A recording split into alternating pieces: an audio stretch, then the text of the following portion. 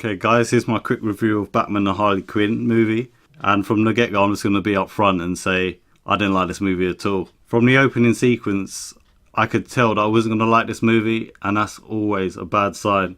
I mean, the animation was really poor, childish, very cartoony, and I just didn't understand why it was a PG-13 or a 12A from whichever region you're from. And it just didn't make any sense to me.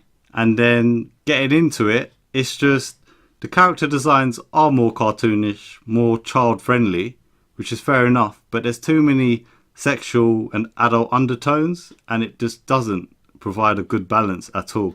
The plot of the movie is Batman and Nightwing need Harley Quinn's help to find Poison Ivy and the Floronic Man so they can stop them from terraforming the planet and making everything all plant-like, which I had a problem with right away. I mean, you're telling me Batman, the world's greatest detective, and even Nightwing can't put some clues together and just find Poison Ivy and the Floronic Man on their own? It just seemed another pointless thing just so they could just have Harley Quinn in the movie. I mean, even the title, it says Batman and Harley Quinn, and Batman's not really even in the movie. It could have been called just Harley Quinn or Nightwing and Harley Quinn, because he's in it more than Batman is anyway. Even when Nightwing looks for clues, he's just asking people on the street and he's just walking about like it's a normal thing.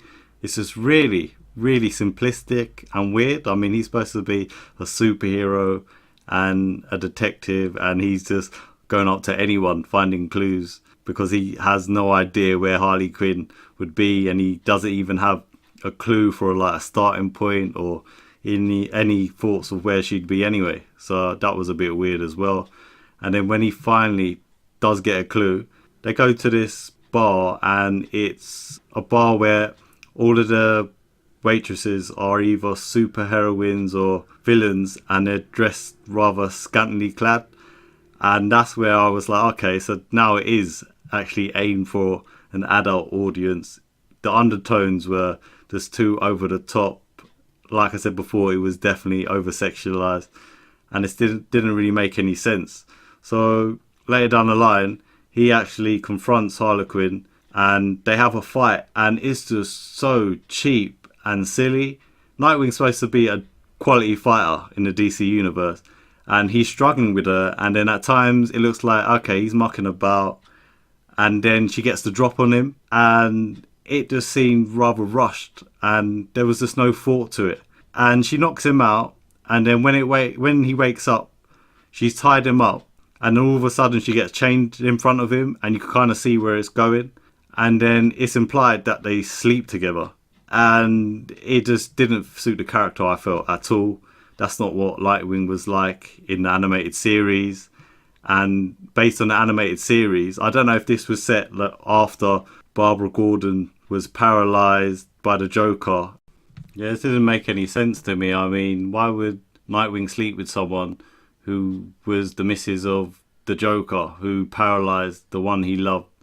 And it just didn't make any sense. It was just really stupid and over the top. And then even afterwards, Harley Quinn says something stupid like, oh, maybe I'll call you sometime, like when I'm out of batteries or something. I mean, is this supposed to be aimed for kids, adults? What? It's just really silly. The dialogue is wooden, stupid. It just felt like it was written by some 2-year-old. It was completely pathetic. And then you've got the whole sequences of Batman and Nightwing and Harley Quinn in a car, and she does this little fart thing, and then the gag goes on and on and on, and it's so stupid. Batman says something like, oh, it's not too bad, it smells like discipline. Why the hell would Batman say something like that? I mean, this is Kevin Conroy, for fuck's sake. Like, this guy is Batman. You think he would draw the line and be like, okay, look, I've been this character for, 15 plus years. I know what he'd say, what he wouldn't. This doesn't make any sense. It's really, really stupid. And I just think it's just a joke. There was no need for Batman to be in this movie. Kevin Conroy shouldn't have done this. I think he's made a big mistake with this. It could have been any chump doing this voice. It doesn't make any sense why this is trying to be linked with the animated series, because it didn't feel like that at all. The character designs are totally different. They try to humanize Nightwing character more by having his pupils show through the mask, which don't make any sense because he's not a cold, hard character like Batman is. He's more friendly and he's willing to do things differently, more easier. So that didn't make any sense whatsoever. They should have just chosen all unknown actors across the board. It didn't make sense for them to have Kevin Conroy as Batman, to get Lauren Lester back as Nightwing, but then not have Arlene Sorkin. I mean, I know obviously she's retired from the role, but wouldn't you have gone with Tara Strong? But now, thinking back, after watching the movie, it's good that Tara Strong wouldn't be associated with this movie because I think it'd be a blemish on her career. I mean, it was just totally pathetic. All round, the choices that were made, I didn't understand. Because the plot was so weak, there were certain sequences you can tell that they just added to make the movie longer. And yeah, overall, I've just not been impressed with this movie. There's another sequence where they're at a bar and Harley Quinn's got to sing randomly. And she sings this song and Batman's tapping on the desk. And even Nightwing looks at him to be like, what? Even you find this cool? It just doesn't suit the characters at all. And then Nightwing starts dancing and then Batman looks at him and it's just the same thing from before, but now it's reversed. And then at the end, Batman drinks some milk and he decides to beat up all the henchmen. And that's where they do a little throwback to the 60s Batman, where you see like the pow, bang, and all that. And then out of nowhere, in big bold letters, you see, "Oh my balls." And I was just like, you know what? This movie sucks balls. This is totally pathetic. This is just, I can't believe this made it into production. I mean, this is just pathetic. Now DC have really come down with the quality of their animated movies, and they just need to get back on track, doing what they do best, having quality stories with great villains and characters, and just going from there. Because everything just feels rather rushed and just simplistic. I mean, even the ending, they don't even end it correctly. It just stops, and Batman and Nightwing cannot figure out how to defeat the Floronic Man because he's too powerful. He beats them up on numerous occasions and they're just beaten and bloodied.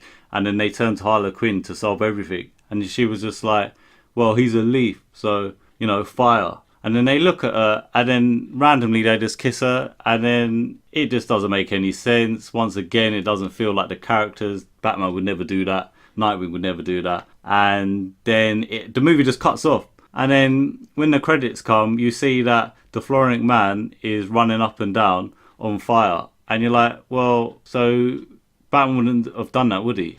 He would have just frozen him.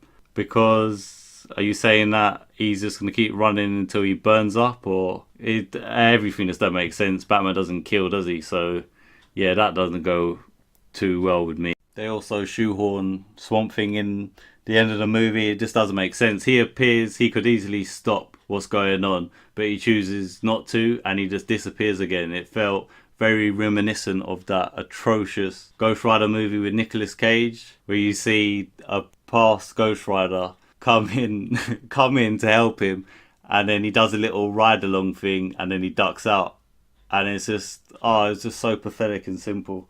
And yeah, so as you can tell, I have not been impressed with this movie. I don't think it's any good whatsoever. I mean, yeah, you can watch it once if you want, but I wouldn't. It's a waste of 75 minutes or whatever, how long it is. I had to stop this movie twice because I had to really think about, do I even want to watch the rest of this crap?